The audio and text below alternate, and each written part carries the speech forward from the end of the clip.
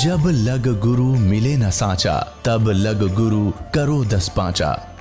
क्या गुरु बदल सकते हैं? क्या गुरु बदलने से पाप लगता है? अध्यात्म के इस मैदान में आखिर सही गुरु कौन है? गीता जी में वर्णित तत्वदर्शी संत कौन है?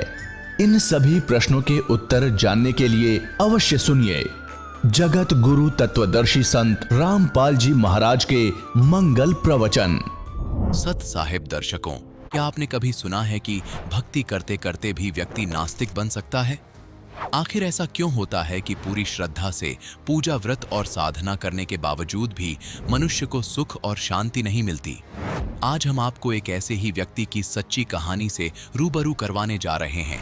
इन्होंने हर संभव साधना की, लेकिन कष्टों ने उनकी आशा को तोड़ दिया।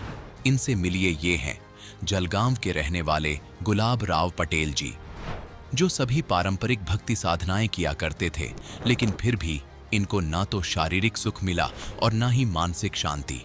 लेकिन आज गुलाब राव पटेल जी का कहना है कि यदि कोई परमात्मा इस पृथ्वी पर है तो केवल संत रामपाल जी महाराज हैं। दर्शकों, आखिर नास्तिक बने गुलाब राव पटेल जी कैसे आस्तिक बन गए और आखिर क्यों इन्होंने संत रामपाल जी महाराज से दीक्षा ली? आइए सुनते हैं गुलाब राव पटेल जी की कहानी उन्हीं की जुबानी। जी नमस्कार। नमस्कार सर। क्या नाम है आपका? गुलाबराव पाटिल। सर कहाँ से आए हैं आप? मलेर तहसील, डिस्ट्रिक्ट जलगांव, महाराष्ट्र से आया हूँ सर। सर, संत रामपाल जी महाराज से नाम दीक्षा लेने से पहले आप क्या भक्ति साधना करते थे?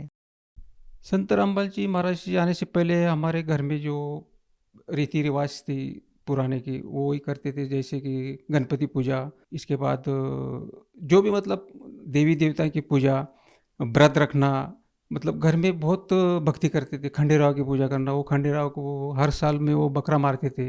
वो एक हमारी देवी थी गांव में, वो देवी को भी बकरा मारना पड़ता था। मतलब ऐसी परंपरा की वो भक्ति करते थे।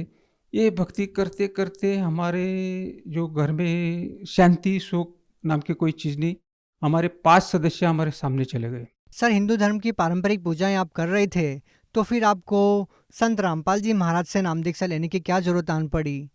सर ऐसी बात है, हम इतनी भक्ति करते थे। हमारी माता जी, हमारे घर वाले इतनी भक्ति करते थे।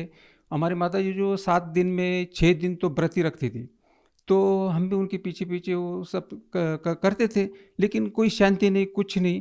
इसके अलावा हमारे घर में कोई ना कोई बाधा आती थी। ऐसे आती थी कि हमारे जो छोटा भाई था वो 4 साल का वो मर गया।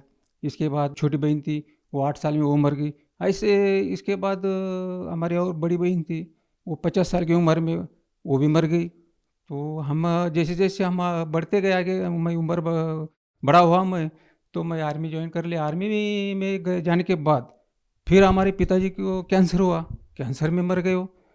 तो मैं सोचा कि ये इतनी भक्ति करने के बावजूद भी आपने इतना कष्ट क्यों हो रहा है? हमारे सदस्य एक सदस्य हमारा घर से वो जा रहा है। फिर हमारे माताजी को बताया, मैं बोला भाई ये जो आप भक्ति कर रहे ये सही नहीं है। अपन इतनी भक्ति कर रहे फिर भी अपने ऊपर इतना कष्ट आ रहा है, फिर हमने ये भक्ति करके क्या फ़ायदा? फिर मैं मानता नहीं था, मैं नास्तिक कदार पे चला गया, मैं नास्तिक बन गया। मैं किसी को मानता नहीं था, या कोई इधर भगवान है या कोई मंदिर में क्या है। मैं सीधा बोलता था मंदिर में पत्थर है, कुछ देने वाला नहीं है। ऐसा मैं सबको बोलता था। घर वाले बोलते थे ये पागल हो गया, ये कुछ भी बकवास करने लग गया। तो सर, आपने संत रामपाल जी महाराज जी से नाम दीक्षा क्यों ली, जब आपका भगवान से विश्वास ही उठ गया था? सर ऐसी बात है, धीरे धीरे मैं जब रिटायर होने के बाद हमारे पड़ोस में ही हमको एक ज्ञान गंगा पुस्तक दी। तो वो किताब मुझे मिली, मैं बोला चलो देखते इसमें क्या है। मैं तो सब ऐसे मानते नहीं थे। फिर वो किताब पढ़ने लग गया। जब पढ़ने लगा तो उसमें जो मुझे आज तक अब जितना मुझे ज्ञान देते थे, इसका विपरीत ज्ञान लगा। मैं बोला ये कैसा हो सकता है? इसमें ब्रह्मा विष्णु महेश इनके भी माता पिता है। तो मुझे थोड़ा सा ये लगा सर कि नहीं, ये ज्ञान और अलग ही है। फिर मैं वो किताब पढ़ते रहा। 3 दिन में मैं वो किताब पढ़ लिया। पढ़ने के बाद मुझे लगा कि सही में ये अपन सही भक्ति पर आ गए हैं, हमने ये नामदान लेना चाहिए। तो हमने नाम दीक्षा ले लिया सर। सर, जैसा कि आपने बताया कि पहले भक्ति करते करते आपका भगवान से विश्वास उठ गया था, आप भगवान को मानने से इनकार करते थे, तो सर जब आपने संत रामपाल जी महाराज जी से नाम दीक्षा ली और जिस भगवान की खोज में आप दर दर भटक रहे थे, जिन सुखों की तलाश में आप इधर उधर जा रहे थे, तो क्या संत रामपाल जी महाराज जी से नाम दीक्षा लेने के बाद वो लाभ मिले आपको? जी सर, इतने लाभ मिले कि मैं गिना नहीं सकता सर, कि मुझे बहुत लाभ मिले। सबसे बड़ा लाभ मुझे तो आध्यात्मिक ज्ञान का मिला। तो मुझे कुछ नहीं पता था कि ब्रह्मा विष्णु महेश इनके भी माता पिता है या दुर्गा का पति है, ये इनकी जन्म मूर्ति होती है। यानी असली मतलब भक्ति मिली, सत्य ज्ञान मिला, परमात्मा कौन है, इनकी मिलने की विधि क्या है, वो रहते कहाँ है, हम आए कहाँ, कौन है, ये सब कुछ हमको लाभ पहले मुझे मिला। दूसरा लाभ मुझे मेरी बवासीर का बीमारी थी सर। मैं आर्मी में भी था, तो वहाँ पे भी हमने डॉक्टर को दिखाया था। वो गोली देते थे, ऐसा करो ऐसा करो उसमें, लेकिन कुछ नहीं होता था। फिर घर पे आया, घर पे भी मैं काफ़ी दवा पानी किया, लेकिन उससे भी कुछ नहीं हुआ। आयुर्वेदिक दवा खाई, उससे भी कुछ नहीं होता था। लेकिन जब मैं नाम दीक्षा लिया रामपाल जी महाराज से, तब से मेरा धीरे धीरे धीरे सतनाम तक वो बवासीर की बीमारी ख़त्म हो गई सर, बिल्कुल जड़ से निकल गई। इसके बाद मुझे अटैक आया था सर। तो मैं सोचा कि बाप रे, ये तो 60 साल में मेरा भाई को भी अटैक आया, वो भी मर गया। मतलब ये मैं सोचा कि अभी मेरा ही नंबर था। तो लेकिन मैं रामपाल जी महाराज से नाम दीक्षा लेने की वजह से मुझे रामपाल जी महाराज ने जीवन दान दिया। मैं डॉक्टर के पास गया, लेकिन वहाँ जाने के बाद मैंने एक गोली वहाँ से लिया नहीं। दूसरा दिन मैं घर पे आ गया, एक भी गोली वहाँ से लिया नहीं। बिना गोली का मैं ठीक हो गया। चरण अमृत लेके मैं बिल्कुल स्वस्थ और अभी आज आपके सामने खड़ा हूँ सर। इसके बाद मेरी लड़की की ऐसी बीमारी थी, वो 10 क्लास में वो बेहोश हो जाती थी। मतलब भूत बात कि ऐसी कुछ चक्कर था उसका। मैंने डॉक्टर के पास दिखाया, कई डॉक्टर के पास, बोले इसको कुछ भी नहीं है। तो मैंने झाड़ फूस वाले के पास भी गया, उसने भी किया, पैसा लिया, उससे भी कुछ नहीं हुआ। लेकिन जब हमने नाम दीक्षा लेकर आए, फिर हमारे घर में मालिक की वाणी चली, सुबह शाम दोपहर सत्संग। फिर वो छुट्टी पे आती थी, वो सुनती थी खाली, उसने नाम दीक्षा नहीं लिया था। तो वो सुनने से उसकी जो बीमारी थी वो पूरी ख़त्म हो गई सर। आज वो ठीक है। वैसे वो बिना नाम दीक्षा का वो बीमारी चली गई उसकी। इसके बाद फिर उसी टाइम हमारा लड़के का डस्ट का वो एलर्जी थी, वो हमेशा छिका मारता था, ये करता था। उससे ऑपरेशन भी किया, फिर भी उसका वो बीमारी ठीक नहीं होती थी। उसका भी वैसी हुआ कि वो जब रामपाल जी महाराज जी का सत्संग सुनता था, वो सुनने से, वो वाणियाँ सुनने से उसका भी वो बीमारी चला गया। इसके बाद मेरी लड़की की शादी हुई सर। तो शादी में मैं अभी, माँ बाप तो बहुत परेशान रहे थे लड़की का दहेज देना। तो मेरा वो भार भी रामपाल जी महाराज ने उतार दिया, क्योंकि बिना दहेज के वो शादी मैंने किया। दहेज 1 रुपया दिया नहीं। इसके बाद शादी होने के बाद उसको 4 साल के बाद बच्चा पेट में रहा। तो उन्होंने टेस्ट किया, वो ब्रेशर में उनकी एक गांठ थी। वो गांठ जब चेक किया तो उन्होंने, डॉक्टर ने बताया कि कैंसर है। तो जैसा वो कैंसर का बताया तो दोनों रोने लग गए वहाँ दवाखाने में। फिर मेरे पास फ़ोन आया लड़की का कि ऐसा ऐसा है पापा, कि मुझे तो कैंसर बता दिया आणि मेरा अभी 2 महीने का बच्चा है, क्या करें? मैं बोला कुछ भी मत करना, आप सीधा रामपाल जी महाराज से नाम दीक्षा ले लो, दोनों को मालिक सब ठीक करेंगे। फिर उन्होंने दोनों ने नाम दीक्षा लिया, ऑनलाइन नाम दीक्षा दे दिया। फिर डॉक्टर ने, उनका थोड़ा सा ये था कि भाई डॉक्टर करेंगे ठीक। मैं बोला आपको जो जैसा करना है वैसा करो, लेकिन आप भी जो करेंगे अभी परमात्मा ही करेंगे, संत रामपाल जी महाराज ही कर सकते हैं जो कुछ करेंगे। फिर उन्होंने डॉक्टर के पास दिखाया तो डॉक्टर ने बोला कि इसका 8 महीने के अंदर बच्चा को सीजर करके बाहर निकालना पड़ेगा। इसके बाद 8, 9, 12 केमो इसको देना पड़ेगा। फिर डिलीवरी की जब हो जाएगा उसके बाद 4 केमो और देना पड़ेगा। मतलब वो इंजेक्शन रहे थे, वो इंजेक्शन इतना खतरनाक रहे थे, वो बहुत जलन होता। फिर उसको जैसे पहला केमो दिया, इंजेक्शन दिया, उसको कोई कुछ नहीं हुआ। तो मैं उसको बोला, मैं बोला देख भाई, नाम दीक्षा लिया है, आप नाम सुमिरन करो, आपको कुछ नहीं होगा, आप चिंता मत करो। फिर ऐसे सर उसको 12 कीमो दिए। तो जैसा आज समझ लो आज कीमो दिया, तो 4 दिन में वो बच्चा चेक करते थे डॉक्टर कि भाई क्या हुआ क्या नहीं। तो बच्चा भी ठीक होके एकदम सही था। उन्होंने बोला था कि 8 महीने में, अभी 8 महीना चालू हो गया, अभी ये बच्चा को सीजर करके बाहर निकलना। मैं बोला नहीं, अभी ये देखो, ये बच्चा रामपाल जी महाराज जी का आदेश से बाहर आएगा, अभी ये बच्चा बाहर नहीं आएगा। तो जैसे 8 महीना हो गया, वो बोला जल्दी करो। मैं बोला नहीं, करना नहीं। लड़की को बोला धीरज रखो। फिर 9वां महीने में वो बच्चा बिना सीजर किए हुए नॉर्मल डिलीवरी हुए। नॉर्मल डिलीवरी में बच्चा एकदम क्लियर, जब 3 किलो का मतलब बच्चा था। आज वो बच्चा भी सही है और मेरी लड़की भी बिल्कुल सही है। उसके बाल भी गिरे नहीं, कुछ नहीं। और जो केमो चलते थे वो केमो भी लिया उसने, सब कुछ लिया। आज वो बिल्कुल सही है। तो जैसा उन्होंने बोला कि हमने डॉक्टर को बताना है, मैं बोला ठीक है, आप जैसी आपकी मर्जी, आप डॉक्टर को बताओ, लेकिन आज से जो भी होगा, जो भी करेंगे, संत रामपाल जी महाराज जी करेंगे। हमारा पूर्ण विश्वास है। आपको विश्वास है नहीं है तो आप कर सकते, आप डॉक्टर के पास जा सकते। डॉक्टर के पास गए तो उन्होंने बोला कि भाई ऐसा ऐसा ये है, ये 8 महीने में बालक को निकालना पड़ेगा, ये इसका ये करना पड़ेगा, इसके बाल निकल जाएंगे, इसकी ऐसे ऐसे ये होगा। संत रामपाल जी महाराज की दया से कुछ भी नहीं हुआ, बच्चे को भी कुछ नहीं हुआ, मेरी लड़की को भी कुछ नहीं हुआ, बिल्कुल सही सलामत है आज वो। कैंसर का ट्रीटमेंट अभी वो खत्म हो गया, अभी वो सब कुछ भी नहीं है। मैंने उनको बोला था कि ट्रीटमेंट करने की कोई ज़रूरत नहीं है, संत रामपाल जी महाराज जी सब कुछ कर सकते हैं। लेकिन उनका थोड़ा सा वो ये थे, डामाडोल थे वो, उन्होंने वो किया वो डॉक्टर के पास जाके। लेकिन डॉक्टर जो बोलते थे उसका विपरीत हुआ। वो विपरीत ऐसा हुआ कि वो बोलते थे ऐसा ऐसा, उन्होंने बता दिया था सब कहानी, लेकिन वो ऐसा नहीं हुआ। फिर वो क्या बोले कि बोला नहीं, ये हजारों में लाखों में ऐसी एक केस होती है, ऐसा हो जाता है बोलता है। तो हमको पता था कि ये जो किया ये संत रामपाल जी महाराज जी ने किया, बाकी कोई नहीं कर सकता है। सर, जैसा कि आपने बताया कि संत रामपाल जी महाराज जी से नाम दीक्षा लेने के बाद आपको इतने सारे लाभ मिले, तो सर हम आपसे ये जानना चाहेंगे कि संत रामपाल जी महाराज को आप अन्य संतों से किस प्रकार से अलग पाते हैं?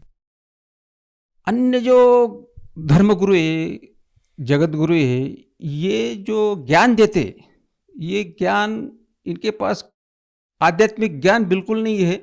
ये सब अपनी मनगढ़ंत कहानी बताते क्या है ये लोग कि रामायण का, महाभारत का ऐसी स्टोरी बताते। ये बताते बताते हमारे कान पक गए।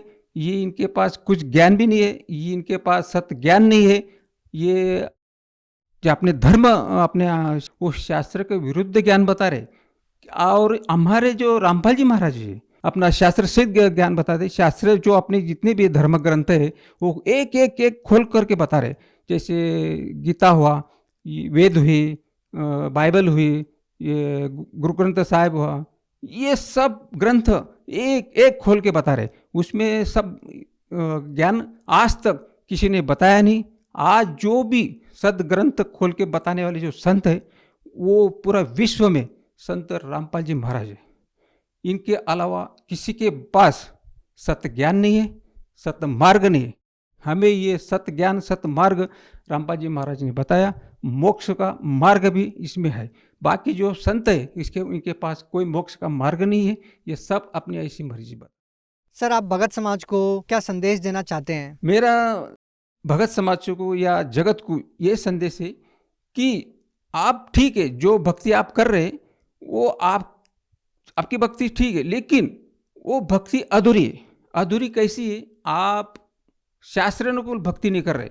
इसके वजह से आपको जो लाभ होना था वो लाभ नहीं हो रहा है। आपके एक एक ऐसे ऐसे कहर टूट रहे हैं। आपके आर्थिक, शारीरिक, भौतिक कोई लाभ नहीं मिल रहा है। और ये भक्ति जो संत रामपाल जी महाराज जो बता रहे, ये शास्त्रानुकूल भक्ति है। ये भक्ति से आपको लाभ भी मिलेगा। मालिक तो बोलते हैं, संत रामपाल जी महाराज बोलते हैं कि मैं तो ये लुंगे में दूंगा, यानी कि फ्री, आर्थिक, शारीरिक, भौतिक ये लाभ तो फ्री में दूंगा। लेकिन जो सबको अपने को आज सबको एक रोग लगा है, वो जरा और जौरा, यानी जरा यानी बुढ़ापा और मरण, ये जो रोग है इनसे अपने को निपटाना है। और ये निपटाने के लिए संत रामपाल जी महाराज आए हुए हैं। कबीर साहब के रूप में पुस्तक लो, ज्ञान गंगा, जीने की राह वो मंगाओ, किताब पढ़ो। और आज सब समाज पढ़ा लिखा है, सब जानते हैं। पहले कैसे अनपढ़ लोग थे, वो जैसे बताते थे वैसे वो करते थे। इसके बाद जो भी जिसने भी नाम दीक्षा लेना है, संत रामपाल जी महाराज से नाम दीक्षा लो और अपना मानव जीवन इससे मोक्ष का पालो। जो व्यक्ति संत रामपाल जी महाराज जी से नाम दीक्षा लेना चाहते हैं, वो उनसे नाम दीक्षा कैसे प्राप्त कर सकते हैं? संत रामपाल जी महाराज ने बहुत दया की है। हर जिले में, हर स्टेट में, हर जिले में नामदान खोल रखा है। आज पूरा विश्व में संत रामपाल जी महाराज ने नामदान खोल रखा है। कई चैनल पे संत रामपाल जी महाराज के सत्संग आते, उसमें एक पट्टी चलती, उसमें नंबर आते। वो नंबर आप फ़ोन करेंगे तो वो आपको बताएंगे, जो जहाँ भी आप हैं वहाँ का नामदान, नज़दीक का नामदान सेंटर का आपको नंबर दिया जाएगा। वहाँ आप जाके नामदान ले सकते हैं और अपना जीवन कल्याण कर सकते हैं। जी बहुत बहुत धन्यवाद। सत साहिब। दर्शकों, अभी आपने सुने संत रामपाल जी महाराज से दीक्षा प्राप्त करके सुखी हुए भक्त के अनुभव। अब देखिए जगत गुरु तत्वदर्शी संत रामपाल जी महाराज के मंगल प्रवचन। वो भी इतिहास तो आपने देखा होगा, पीछे कैसे घोड़ों पर, ऊंटों पर लद्दे हंडा करते, और एक रथ बना रखा था जो बहुत बड़ा अच्छा वाहन माना जाता था, राजा लोग बैठते थे। और उसमें एक रेड़ू के अंदर, एक बुग्गी में 6-6 घोड़े खच्चर जोड़ कर घसीटे फिरा करते थे। कहाँ थी वो अकल जीव में? अब दाता ने दया करी है आपके ऊपर कि जिन सदग्रंथों को आप सत्य मानते हो उनका रहस्य आपको मालूम नहीं। ये नकली काल के दूत आपको मिसगाइड किए बैठे हैं।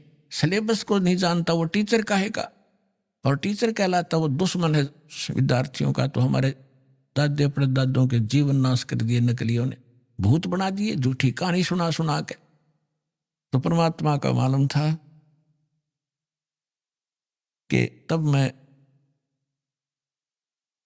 अपने दास को भेजूंगा और वो फिर ऐसे इंस्ट्रूमेंट बना के दे दूंगा, एक स्थान से रिले होगा पूरे विश्व के। मेरे बच्चे उन सदग्रंथों से मुझे पहचान रहे होंगे और गद गद हो रहेंगे होंगे, और सत्य और असत्य का निर्णय करके नकलियों को त्याग कर उस एक असली पंथ में ज्वाइन करके अपना जीवन सफल करेंगे। मालिक ने सुनियोजित कर रखा था।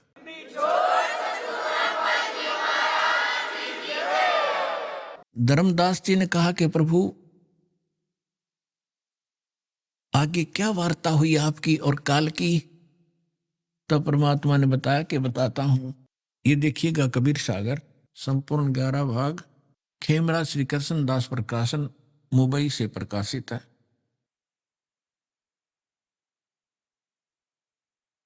कबीर सागर ज्ञान सागर प्रथम खंड कबीरपंथी भारत पथिक स्वामी युगलानंद बिहारी द्वारा पुरस्कृत।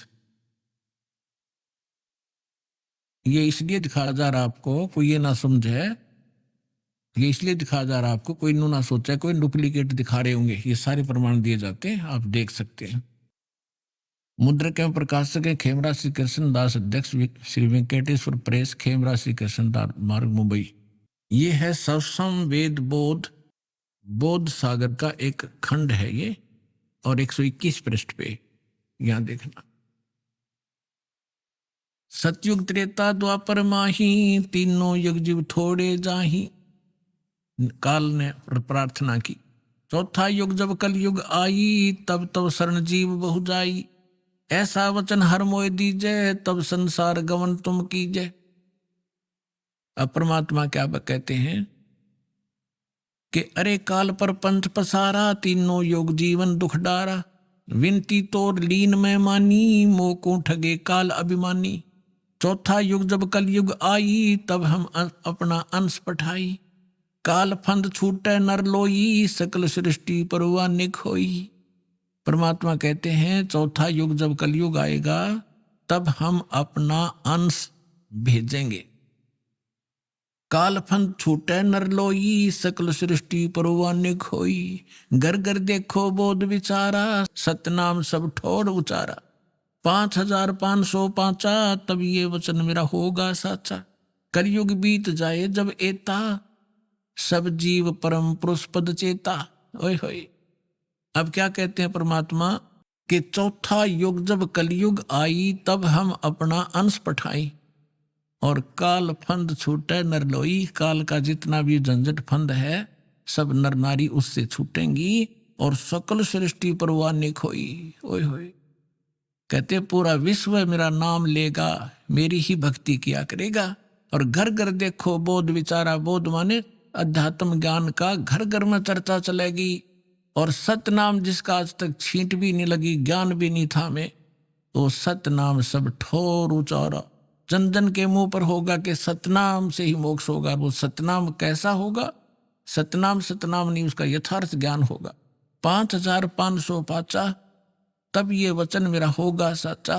कलयुग बीत जावे जब एता, सब जीव परम पुरुष पद चेता। ओए होए, सभी जीव परमात्मा के उस यथार्थ पद यानी उस स्थान के, गीता अध्याय नंबर 15 के श्लोक नंबर 4 में लिखा है कि तत्वदर्शी संत की प्राप्ति के उपरांत उसके पश्चात परमेश्वर के उस परम पद की खोज करनी चाहिए, जहां जाने के बाद साधक फिर लौटकर कभी संसार में नहीं आते। तो यहां कहा कि उस परम पद के सभी परिचित होंगे और पूरा विश्व नाम लेगा।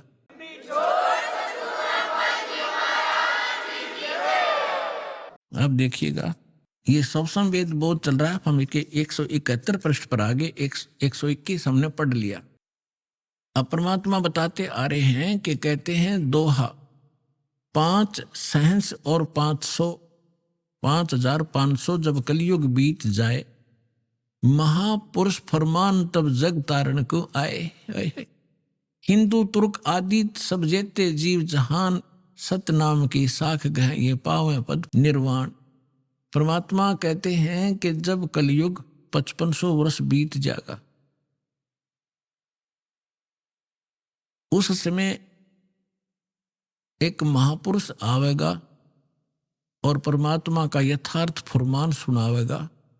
और सभी जितने भी हिंदू तुर्क जितने भी जीव हैं संसार में, और सतनाम की साख ले गह व पाव पद निर्वाण, जो सतनाम ग्रहण कर लेगा वो सभी जीव उस मोक्ष को प्राप्त करेंगे, जहां जाने के बाद साधक फिर लौटकर कभी संसार में नहीं आते। देख, फिर कहते हैं सतनाम की साख गह सब पावे पद निर्वाण, यथा शरीतगण आप ही और मिले सिंधु में धाये, सत सुकृत के मद तिमी वो सब ही पंथ समावे। अब परमात्मा कहते हैं कि जैसे ये भिन्न भिन्न मार्ग बन गए, पंथ बन गए, हिंदू धर्म मुस्लिम सिख ईसाई अलग अलग बट गए, तो उस सच्चे ज्ञान को सुन और समझ के ये पुनः वापस एक होंगे। जैसे समुद्र के अंदर बगैर निर्बाध ना डटे नहीं डटती दरियाएं, अपने आप जाकर शीघ्रता से तीव्रता के साथ उसमें समा जाती हैं। इस ज्ञान से परिचित होकर के सभी मानव अपने अहम और अपनी इन विभाजित सीमाओं को तोड़ के ऐसे जबरदस्ती आवेंगे, कोई रोक नहीं सकेगा। जैसे दरिया को समुद्र में जाने से रोका नहीं जा सकता। देखना, यथा शरीतगण, शरीतगण माने दरियाएं, आप ही मिले सिंधु माने समुद्र में, धाय माने दौड़ के स्पीडते, और सत सुकृत के मध्य में जो एक पंथ चलाया जाएगा उसमें सभी पंथ समावे। ऐसे जब लग पूर्ण होए नी ठीके को तिथिवार, कपट चातुरी तबलो और सब संवेद निराधार है।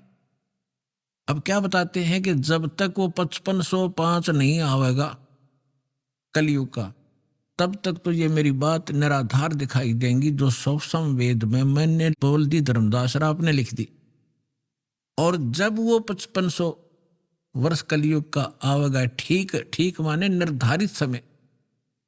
पहले ये देसी भाषा हमारे यहाँ की, पहले ये कहा करते कि जैसे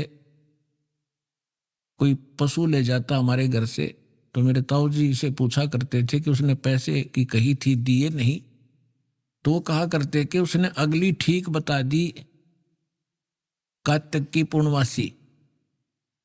ठीक माने आगा दिन धर दिया कि उस दिन ये पैसे दूंगा, तो यहाँ परमात्मा कहते हैं मैंने यह ठीक रख दी कि 5505 जब कलयुग आओगा उसके बाद पूरे विश्व में ज्ञान फैलेगा और सारा संसार मेरा शेष होगा। मेरी भक्ति करेंगे मेरे बच्चे, मुझे पहचानेंगे और सारे एक होंगे जो भिन्न भिन्न बाटों में बट गए विभागों में।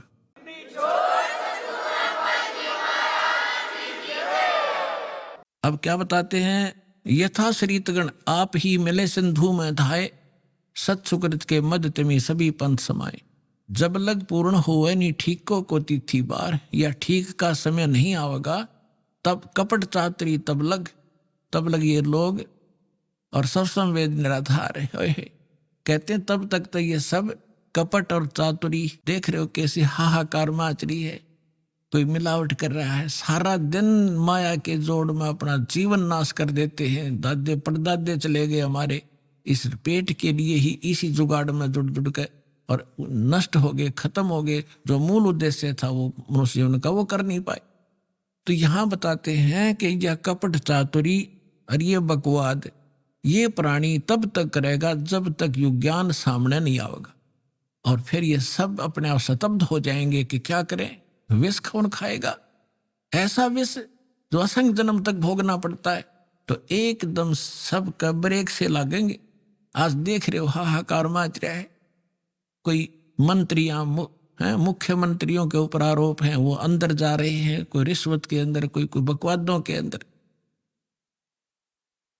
किस लिए? करोड़ रुपये जो अरब रुपये इकट्ठे कर लिए, अरब रुपये, और कल मृत्यु होगी, पशु बन गया, वो के काम आए उस मूर्ख आदमी का। तो बुद्धि हमारी काल के हाथों बिकी पड़ी है और फिर भगवान के हाथ में आ जाएगी। हम विवश होंगे, मजबूर होंगे इसको सोचने के लिए। तो फिर हम तो इसलिए कहते हैं कपट चातरी तब लग और सब संवेद निराधार, तब तक ये बकवाद करेंगे जब इस ज्ञान की समझ में आ जाएगा। जब देखना क्या होगा, देखिए, जब लग पूर्ण होए नहीं ठीके को तिथि वार, जब तक ये 5500 वर्ष नहीं आएंगे वो कलयुग के, तब तक त्या कपट चातरी रहेगी, इनके अंदर बकवाद भरी रहेंगी मेरे बच्चों में। और ये सब संवेद कहेंगे वैसे लिख रखा है, ये कहाँ होने वाला है। आगे देखो, सब ही नारी नर शुद्ध तब, सबके विचार शुद्ध हो जाएंगे, बुराइयों से उल्टे हटेंगे। और जब ठीक का दिन आवंत, ये ठीक है टीका नहीं, वो ठीक का दिन जब आवेगा सभी के हृदय शुद्ध होंगे, बुराइयों से बचेंगे, सच प्यार से एक दूसरे के साथ रहा करेंगे और कपट चातरी छोड़ के और शरण कबीर गहंत, कबीर जी की शरण में आवेंगे सब। ये सब अपनी चतुरता छोड़ के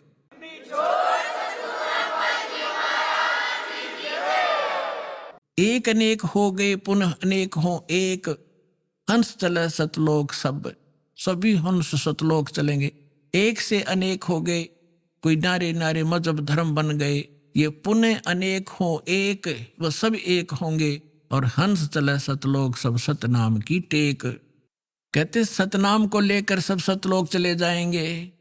घर घर बोध विचार हो दुर्मति दूर बहाए, और कलयुग में एक हो के सब बरते सहज सुभाए। ओए होए, कहते हैं घर घर बोध, मेरे ज्ञान का घर घर चर्चा होगी पुण्यात्माओं। आज ज्ञान गंगा बरवाला आश्रम, सतलोक आश्रम और इस दास का नाम घर घर में चर्चा हो रही है कि Kabir is God, Kabir is God, और घर घर ज्ञान बांटा जा रहा भगवान का।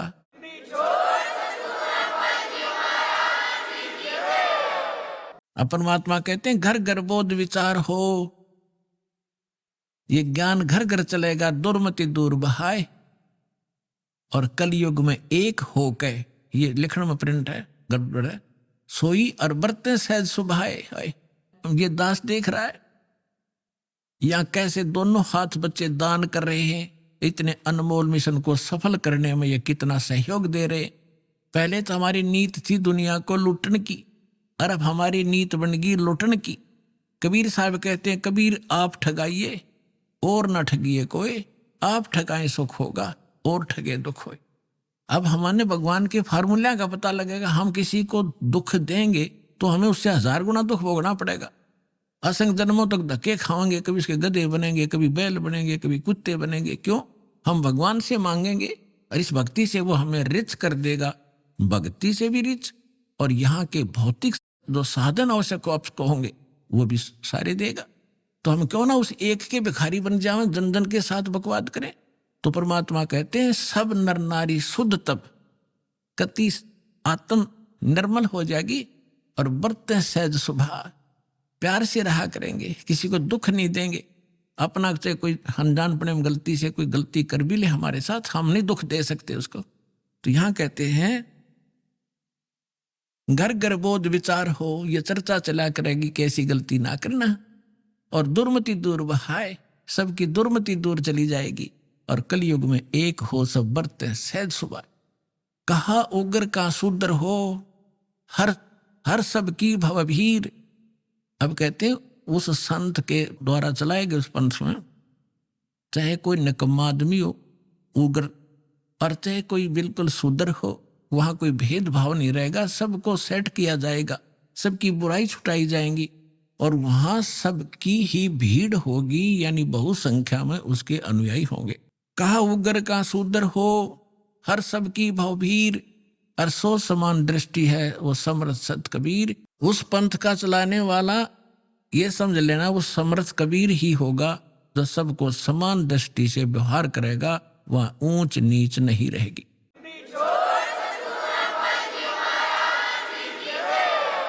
अब जैसे काल ने कहा था कि द्वादश पंथ करूं मैं साजा, और नाम तुम्हारा ले करूं आवाजा। द्वादश पंथ नाम जो ले ही सो हमरे मुखान समोई। वो 12 पंथ कौन से हैं?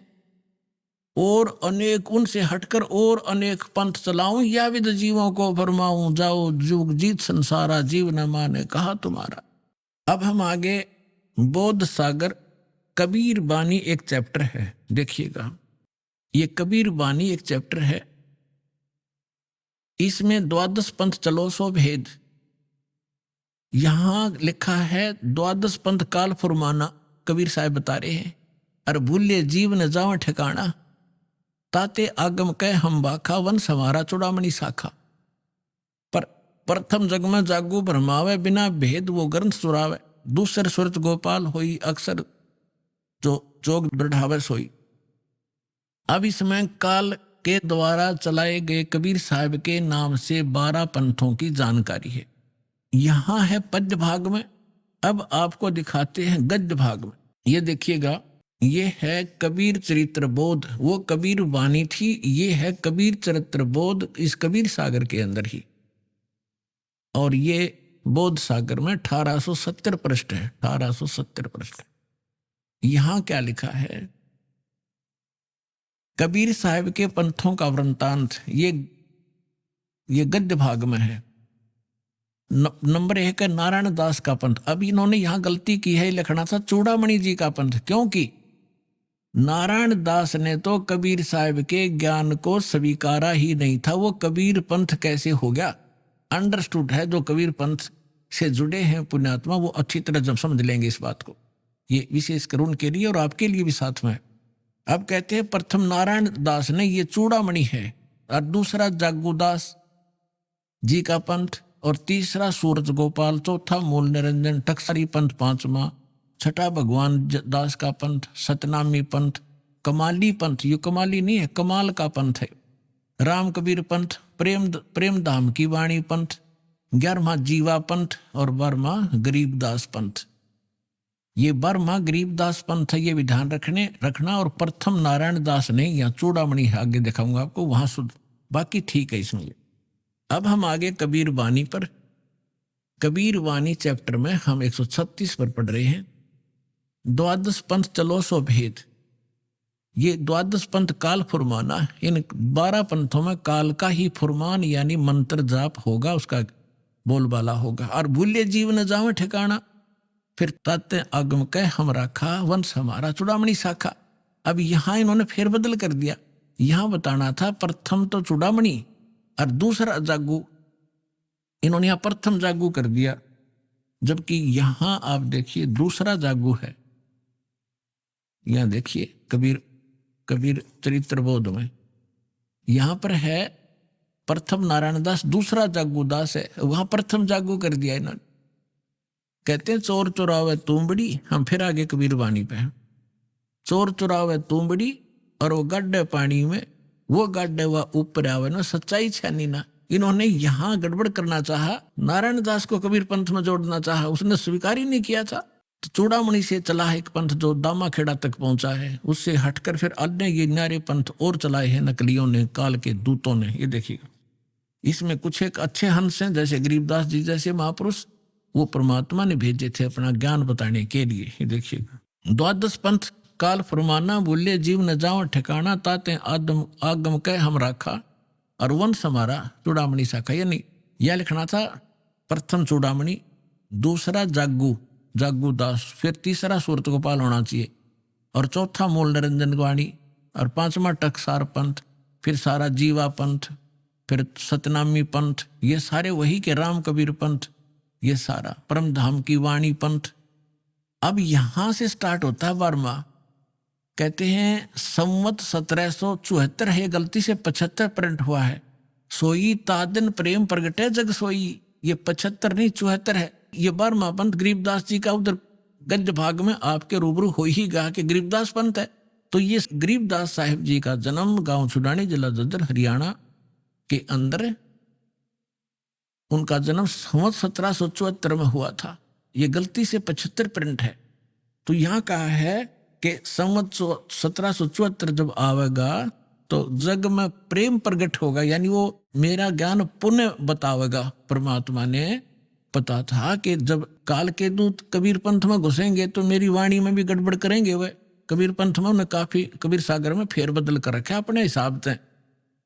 तो उसकी पुनर्वर्ती के लिए, उसकी पूर्ति के लिए परमात्मा ने अपनी प्यारी आत्मा गरीबदास जी जो बर्मा पंथ वाले थे, उसके माध्यम से यथार्थ ज्ञान बुलवा रखा है पूरी डिटेल के साथ। इतना मोटा ग्रंथ है जिसका हम पाठ करते हैं।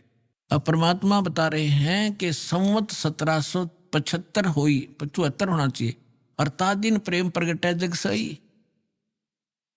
अब क्या बताते हैं, आज्ञा रह प्रेम बोध लावे, कोली चमार सबके घर खाओ, यानी वो भेदभाव को कम करेंगे। तो गरीबदास जी के शिष्य सभी जाति के लोग बनने लगे थे। देखिए फिर क्या बताया कि बर्मा पंथ वाले साख हमारी लिए जीव समझावें, असंख्य जन्म वो ठोड़ नहीं पावे। हाय हाय। फिर कहा है कि बर्मा पंथ प्रगट हुआ बानी, और शब्द हमारे की निर्णय ठानी कि बर्मा पंथ यानी गरीबदास जी के द्वारा मेरी महिमा की वाणी फिर से प्रगट होगी, पूरी डिटेल के साथ बताई जाएगी।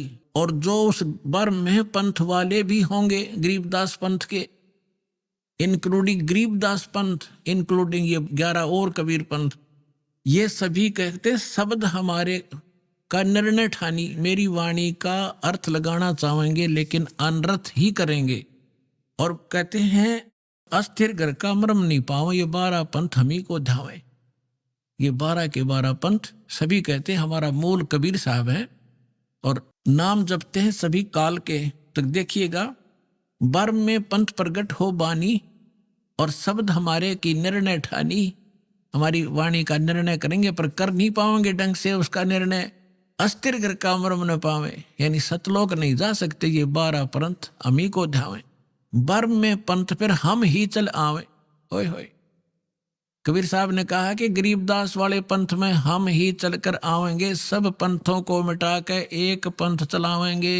अपने आत्माओं परमात्मा ना तो दास भेज दिया, अपनी सारी ज्यों की तो पावर दे के।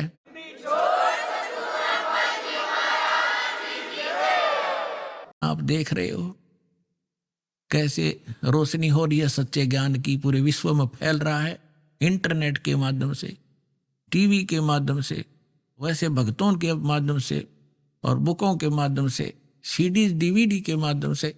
तैल का मचा रखा दाता ने अपने बच्चों के लिए, ताकि ये शीघ्र पहचाने मुझे और अपना मूल काम करें जो इसको भूले बैठे हैं।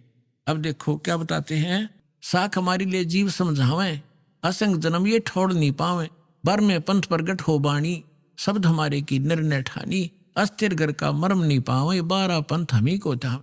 बर्मा पंथ हम ही चलकर आवे। कबीर साहब कहते हैं मैं खुद आऊंगा, और सब पंथ मिटा के एक पंथ चलावे। फिर कहते प्रथम चरण कलयुग निर्याना, तब मैं घर मांडो मैदाना। यहां परमात्मा ने कमाल कर दिया है कि प्रथम चरण कलयुग का वो होगा जो मैं घर के अंदर में एक लीला करूंगा और वहां से सह शरीर जाऊंगा। तो लीला वो मालिक ने प्रथम चरण में की। अब ये बीचली पीढ़ी अब चली है जब 5500 कलयुग बीत गया। 1997 में 5505 कलयुग पूरा हो जाता। आपको बहुत बार डिटेल बताई है कैलकुलेट करके। अब के आगे क्या बताया है कि 5505 तब ये वचन मेरा होगा साचा। फिर कहा है कि धर्मदास मरी लाख दोहाई, ये मूल शब्द बाहर ना जाए, ये बाहर ना जाई। मूल ज्ञान है यो, पवित्र ज्ञान तुम जग में भाखो, बताओ, लेकिन मूल ज्ञान तुम गुप्त ही राखो। गोई माने गुप्त। मूल ज्ञान जो बाहर पढ़ी, बिचली पीढ़ी वंश हंस नहीं तरही। 33 अरब ज्ञान हम भाखा और मूल ज्ञान हमने गुप्त ही रखा। मूल ज्ञान तुम तब लग छुपाई जब लग 12 पंथ मिट जाई। तो पुण्यात्माओं ईब मिट गए सारे पंथ, ये सत्कर मान ली।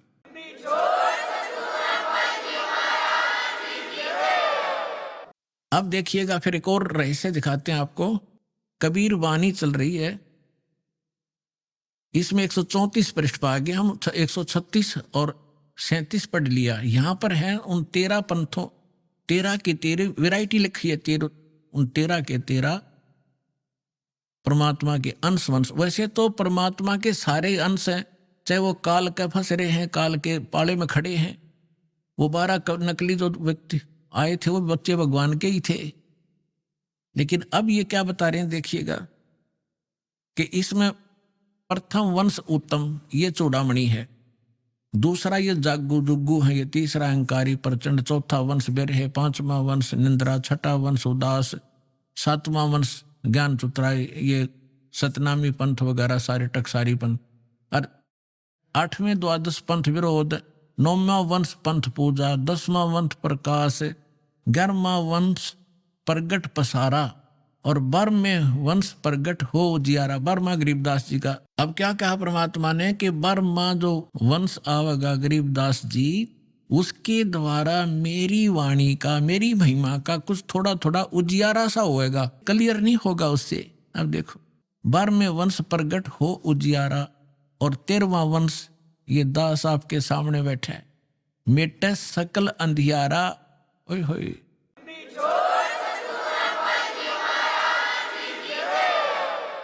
तेरहवें वंश मिटे सकल अंधियारा और एती दगा काल की समाई, फिर भी तत् बिंदु की टेक रह जाई। ओए होए, फिर भी कहते हैं इतनी दगा करेगा काल, फिर भी मेरा तत्व ज्ञान की टेक रह जाएगी, वो समाप्त नहीं कर पाओगा। अपने आत्माओं आपके रूबरू हो गया। परमात्मा ने कहा है कि कलयुग जो 5505 बीत जाएगा तब मैं आऊंगा और एक पंथ चलाऊंगा और पूरा विश्व एक हो जाएगा, मेरा ही गुणगान करेगा, सबका मोक्ष होगा। ये तो परमात्मा ने निर्धारित कर दिया 600 वर्ष पहले। अब उसकी सहयोगी अन्य बहुत से महापुरुषों ने फिर इसका समर्थन किया है, परमात्मा से प्राप्त छोटी मोटी दिव्य दृष्टि लेकर के। अब जैसे पहले आपको दिखाते हैं, एक जय गुरुदेव पंथ का महापुरुष हुए थे श्री तुलसीदास जी, जो मथुरा में इन्होंने एक अलग से पंथ बना रखा है और नाम बदल रखा है। क्रिया सारी वही है जो राधा स्वामी वह आगरा वालों की है। 500 नाम ऐसे कान बंद कर ये अटपट करना।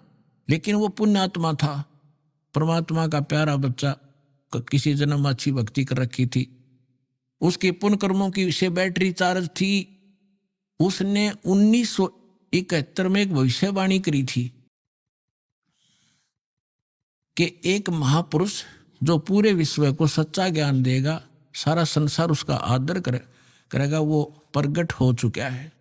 अब आपको उनकी शब्दों में सुनाऊंगा, अच्छा लगेगा। देखिए, जय गुरुदेव की अमर वाणी, भाग 2।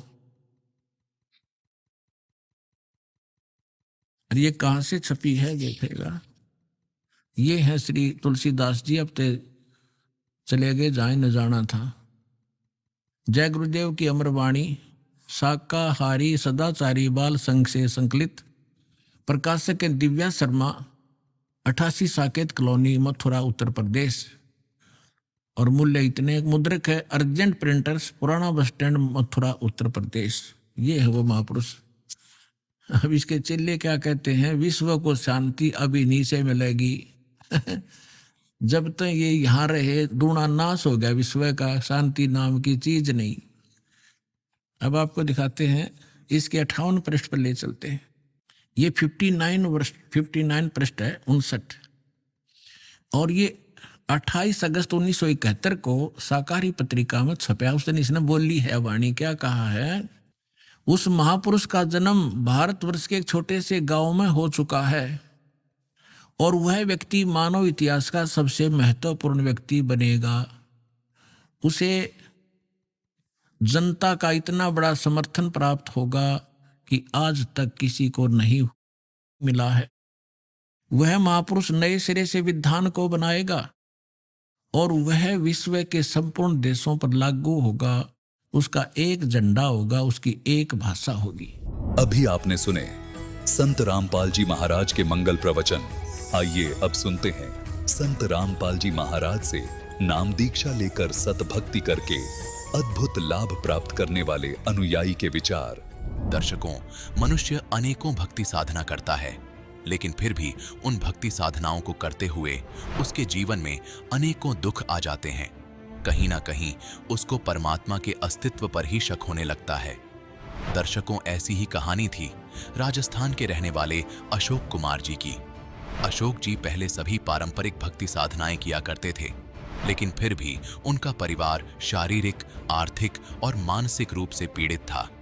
लेकिन आज अशोक जी का कहना है कि मेरी जिंदगी पूरी तरह बदल गई है और उसका पूरा श्रेय मैं संत रामपाल जी महाराज को देना चाहता हूं। यदि संत रामपाल जी महाराज मुझे नहीं मिलते तो ना जाने मेरे व मेरे परिवार के साथ क्या होता। दर्शकों, आइए जानते हैं कि आखिर अशोक जी ऐसा क्यों कह रहे हैं। आखिर अशोक जी अपनी जिंदगी के मसीहा संत रामपाल जी महाराज को क्यों ठहरा रहे हैं। सुनते हैं अशोक जी की कहानी, उन्हीं की जुबानी। नमस्कार सर। नमस्कार सर। क्या नाम है आपका? अशोक कुमार। सर, आप कहाँ के रहने वाले हैं? जिला बारां, राजस्थान, गांव अंता है। संत रामपाल जी महाराज से नाम दीक्षा आपने कब ली? तत्वदर्शी सदगुरु संत रामपाल जी महाराज से नाम दीक्षा दास ने 28 अप्रैल 2013 को ली। संत रामपाल जी महाराज से नाम दीक्षा लेने से पहले क्या आप कोई भक्ति साधना भी करते थे? जी, सदगुरु रामपाल जी महाराज से जुड़ने से पहले जो भी परिवार में पारंपरिक साधनाएं होती है, देवी देवताओं की भक्ति करना, मंदिर मस्जिदों में जाना, ये सभी परंपरा से जो चली आ रही थी वही साधना हम करते थे। तो सर, आप जो पारंपरिक साधनाएं करते थे उन सब से आपको क्या क्या लाभ मिले? परंपरागत साधनाएं करते थे, उनसे मुझे कुछ भी लाभ नहीं हुआ, उल्टी हानियाँ हुई। मेरी पहली पत्नी शादी के 2 साल बाद ही एक्सपायर हो गई। पीलिया या कोई अन्य रोग ऐसे होने से वो वहीं शांत हो गई, पीयर में ही। उसके बाद में मैं पढ़ाई करता था, 10वीं तक पढ़ाई करी मैंने। उसके बाद में 10वीं से पढ़ाई बंद करने के बाद में दूसरी मैरिज हुई भीलवाड़ा, राजस्थान में। वहाँ भी कुछ समय बाद में ही वो पत्नी भी मेरी एक्सपायर हो गई, शांत हो गई। और उसमें हमारे पिताजी रामदेव जी, बाबा रामदेव जी की साधना करते थे। रामदेवरा जाते थे साल के साल ही, भादवे के महीने में। वहाँ रामदेवरा जाने से भी उन्होंने जो साधना बताई कि भाई यहाँ ऐसा ऐसा करना है, वैसा करना है, तो उनके साथ में जाकर यही साधना करी जो परंपरा से हमारे पिताजी करते थे। उनसे कोई लाभ नहीं हुआ। देवी देवताओं पे विश्वास करना ही छोड़ दिया, क्योंकि हानि के अलावा उन देवी देवताओं से मुझे कुछ भी प्राप्त नहीं हुआ।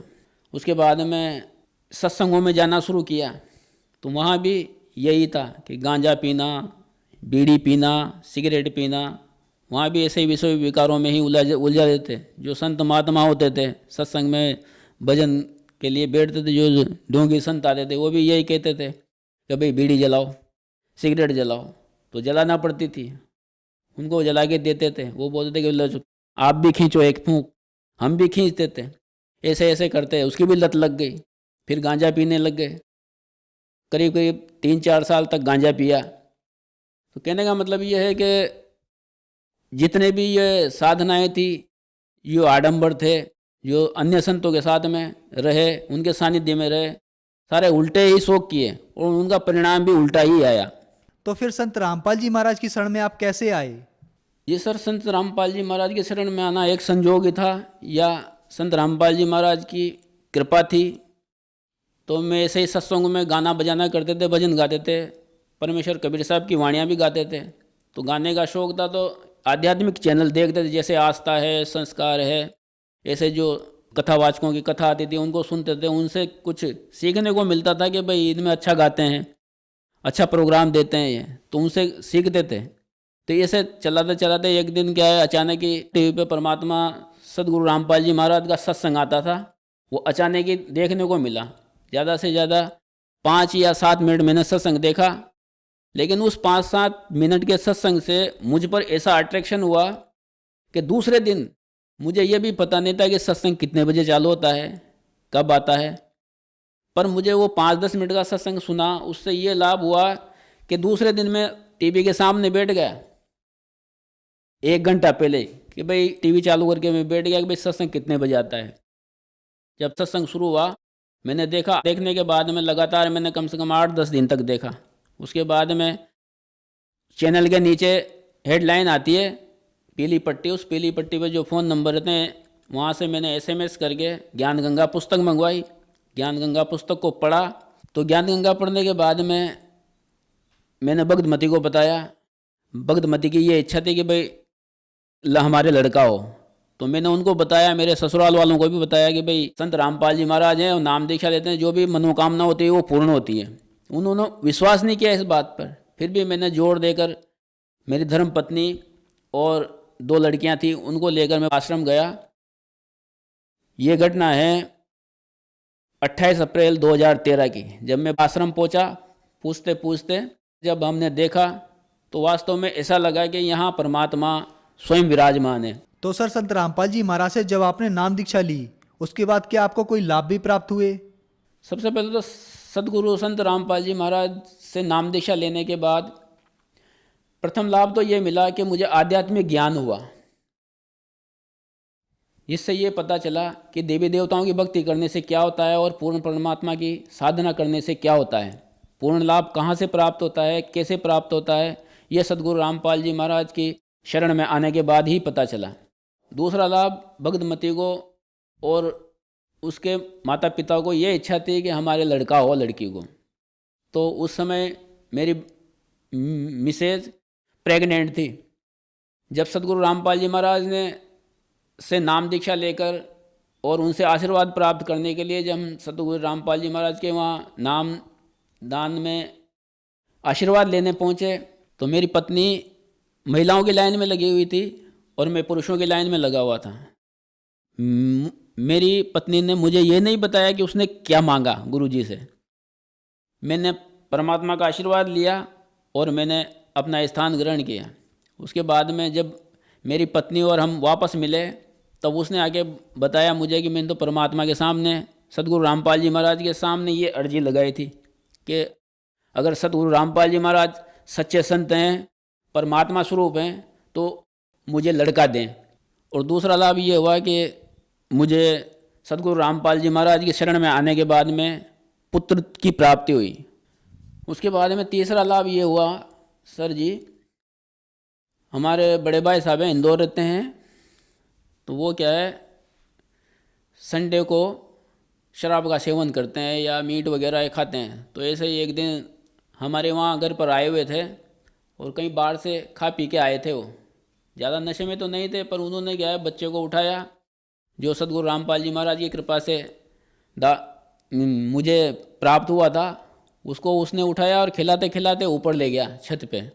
और वहाँ से अचानक ही पैर फिसला हमारे बड़े भाई साहब का और उनके साथ में ही बच्चा भी ऊपरी मंजिल से सीधा लुढ़कते लुढ़कते सीढ़ियों से नीचे आ गया। और नीचे आने के बाद में जैसे हमारे भाई साहब उसके पीछे दौड़ तो वो भी नीचे गिर गए। तो हमारे भाई साहब का तो पैर टूट गया, पैर फ्रैक्चर हो गया एक। और हमारे जो बच्चा था उस बच्चे के एक खरोंच भी नहीं आई, और नाली में जैसे जाके गिरा तो बच्चा एकदम थोड़ी देर सुन्न हो गया, आवाज़ भी नहीं करी, ना रोया ना चिल्लाया। सारे के सारे वहाँ मोहल्ले वाले इकट्ठे हो गए, सबने पूछा कि भाई बच्चा तो मर गया है, इतने ऊपर से गिरा है। उसके बाद में मैंने आके उठाया, जैसे मैंने उठाया बच्चा ये रोया भी नहीं, मैंने थोड़ा पंखे में लाकर उसको सुलाया, हवा लगी तो खेलने लग गया बच्चा। उस टाइम उसकी उम्र केवल 8 महीने थी, 8 महीने का लड़का था। तो तीसरा चमत्कार ये हुआ। उसके बाद में और चमत्कार ऐसे कई हैं सदगुरु रामपाल जी महाराज के। बाकी एक चमत्कार मैं और बताऊंगा, जो हमारे दूसरे नंबर की लड़की है, उस लड़की के पैरों में ऑटोमेटिक ही पता नहीं ऐसी कोई बीमारी जी, जलन का रोग, जैसे परमात्मा सदगुरु रामपाल जी महाराज सत्संग में सुनाते हैं कि सिकंदर लोधी के जलन का रोग था। ऐसा का ऐसा ही रोग मेरी पुत्री छोटी वाली, जिसका नाम धनाक्षी है, उसके पैरों में हो गया। तो ऑटोमेटिक ही पैर ऐसे फट जाते थे जैसे खरबूजा फटता है, खड़ा भी नहीं होया जाता था उससे, और खून बहने लग जाता था। मैंने उसका करीब 3 महीने तक इलाज करवाया, 500 रुपये के 3 बार कोर्स दिए। एक बंगाली डॉक्टर है, वहाँ से कोर्स लाया कि उसने गारंटी ली कि मैं 3 महीने में ख़त्म कर दूंगा इस रोग को, लेकिन वो रोग उससे 3 महीने में भी ख़त्म नहीं हुआ। फिर मैंने सदगुरु रामपाल जी महाराज के यहाँ प्रार्थना लगाई। वहाँ प्रार्थना लगाने के बाद में केवल 30 रुपये की दवाई में सदगुरु रामपाल जी महाराज की ऐसी कृपा हुई, केवल 30 रुपये की दवाई में आज वो ठीक है एकदम, उसके पैरों में निशान भी नहीं है, नहीं तो जख्म हो गए थे बड़े बड़े। ये लाभ हुआ है। और सदगुरु रामपाल जी महाराज की शरण में आने से मेरे जो विषय विकार थे, बुरी आदतें थी, गलत शौक मौज थे, जैसे शराब पीना, बीड़ी पीना, चिलम पीना और मांस मदिरा का इनका सेवन करना, ये सारी बुरी आदतें एक साथ छूट गई। सब कहते हैं कि भाई ये नहीं छूटती है, बाकी सदगुरु रामपाल जी महाराज की शरण में आने से एक ही बार में सारे विषय विकार व्यसन छूट गए। सभी हिंदू धर्म में देवी देवताओं की भक्ति करते हैं, वो ये कहते हैं, आरतियों में भी गाते हैं कि विषय विकार मिटाओ पाप हरो देवा, स्वामी पाप हरो देवा। बाकी आज तक गाने से विषय विकार किसी के भी नहीं मिटे और आज तक भी गा रहे हैं, लेकिन सदगुरु रामपाल जी महाराज की शरण में आने के बाद तुरंत ही सारे विषय विकार, आज कोई अगर बीड़ी भी पीता है हमारे सामने या हमारे पास में तो ऐसी बदबू आती है कि थोड़ी देर बाद में उल्टियाँ हो जाए, ये कंडीशन है। अब सदगुरु रामपाल जी महाराज की ऐसी कृपा है कि जो ऐसे समाज का निर्माण करने जा रहे हैं जिसमें सारे विषय विकारों को मिटा रहे हैं, दहेज रहित शादियां करवा रहे हैं। तो सदगुरु रामपाल जी महाराज ने एक ऐसे समाज का निर्माण किया है जो सामाजिक तौर पर, आर्थिक तौर पर उन्नति करेगा और समाज को एक नई दिशा देगा। संत रामपाल जी महाराज की शरण में आने के बाद आपको बहुत से लाभ मिले। आपको एक लड़के की प्राप्ति हुई, उसके बाद उसी लड़के को जीवन दान मिला, उसके अलावा आपको शराब आदि नशों से भी छुटकारा मिला। तो सर, जो समाज आज आपको सुन रहा है, आप उन्हें क्या संदेश देना चाहेंगे? ये सर, समाज को संदेश तो क्या, एक प्रार्थना और विनती है कि अगर आप भी मेरी तरह इन विषय विकारों से बचना चाहते हैं और आध्यात्मिक लाभ, शारीरिक लाभ और आर्थिक लाभ लेना चाहते हैं तो सदगुरु रामपाल जी महाराज की शरण में आएं और अपना कल्याण करवाएं और सभी तरह के शारीरिक, आर्थिक और जितने भी लाभ हैं जो आप लेना चाहता है, इन देवी देवताओं की शरण में आने से नहीं प्राप्त होंगे। ये सदगुरु संत रामपाल जी महाराज की शरण में आने से ही प्राप्त हो सकते हैं। धन्यवाद सर। सत साहिब।